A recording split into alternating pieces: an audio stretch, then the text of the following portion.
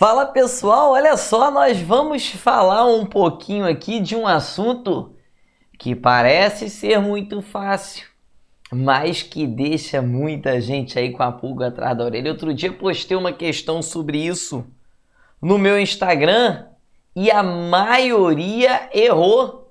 Eu vou falar aqui hoje sobre o uso do eu e do mim, que parece ser algo muito fácil, mas que quando eu postei lá no meu Instagram, muita gente errou, muita gente comentou lá, né, a expressão de uma maneira incorreta, né? Então vamos tentar entender como que você vai fazer para analisar corretamente quando é que você usa eu, quando é que você usa o mim. Vamos lá. O pronome pessoal eu, você sabe que é um pronome pessoal do caso reto e o mim é um pronome pessoal do caso oblíquo. Então você tem eu como um pronome pessoal do caso reto e o mim como um pronome pessoal do caso oblíquo, né? Beleza. Pronome pessoal do caso reto, oblíquo, tônico ali. O pronome pessoal do caso reto, ele funciona sintaticamente para ser sujeito. Pode até acontecer ali com outras classificações, mas ele foi feito para ser sujeito, correto? Já o pronome pessoal do caso oblíquo foi feito para ser complemento. Então, o pronome pessoal do caso reto, eu, ele foi feito para ser sujeito e o mim foi feito para ser um complemento. Pensando nisso, a gente tem até certa facilidade para analisar as duas frases que eu coloquei aqui. Ana deu o livro para... Ninguém vai falar Ana deu um livro para eu. Ana deu um livro para mim. Beleza? Léo, por quê? Aquele mim ali funciona como um complemento do verbo dar. Beleza? Agora, preste atenção nesta frase aqui de baixo. Ana deu um livro para mim ler? Não. Como você tem um verbo aqui e o sujeito desse verbo vai entrar aqui, então é claro que Ana deu um livro para eu ler. Até aqui tudo bem? Até aqui tudo normal? Até aqui o que você está acostumado a fazer a sua vida inteira, porque a essa altura do campeonato, nenhum concurseiro que se preze vai falar para mim ler, para mim comprar, para mim fazer, porque o mim não conjuga verbo.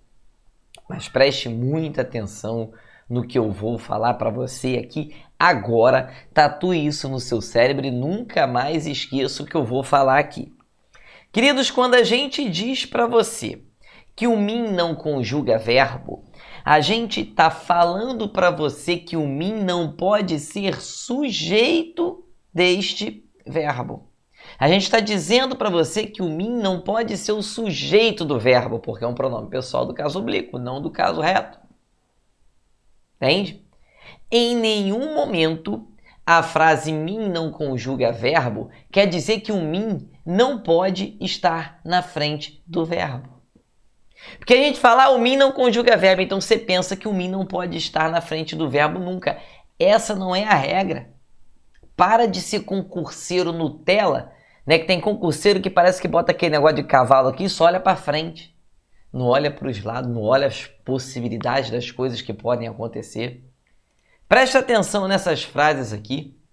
Para, lacuna, ler à noite é muito melhor. Como que você colocaria ali para mim ler ou para eu ler? Queridos, eu te garanto que aqui você vai colocar o mim. Para mim, ler à noite é muito melhor. Repare que esse para mim, o normal, é que ele nem estivesse aqui. O normal é que ele fosse posto aqui no final da frase. Ler à noite é muito melhor para mim. Queridos, o nosso gramático Bechara classifica ali como um dativo de opinião. Veja que ler à noite é muito melhor, na minha opinião.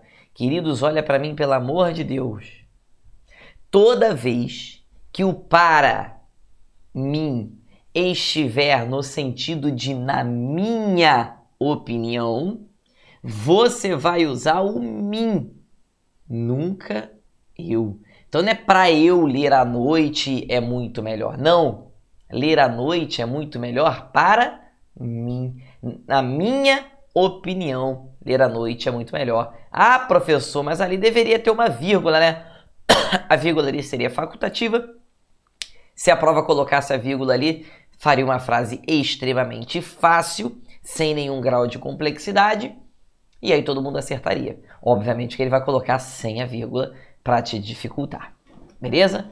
Para mim, discutir futebol é perda de tempo. Queridos, discutir futebol é perda de tempo para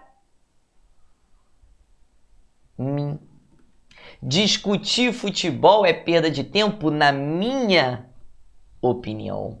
Quando você coloca o para mim ou para eu, né, no sentido de na minha opinião, você vai ter ali o que a gente chama de dativo de opinião. Alguns autores, alguns professores vão classificar como um complemento nominal, não importa, mas você tem que usar o mim. Beleza? Sempre o mim. Então é para mim ler. Para mim ler normalmente está errado. Mas para mim ler à noite é muito melhor? Tranquilo. Para mim discutir não. É para eu discutir. Mas naquela frase ali, na minha opinião, discutir futebol é perda de tempo.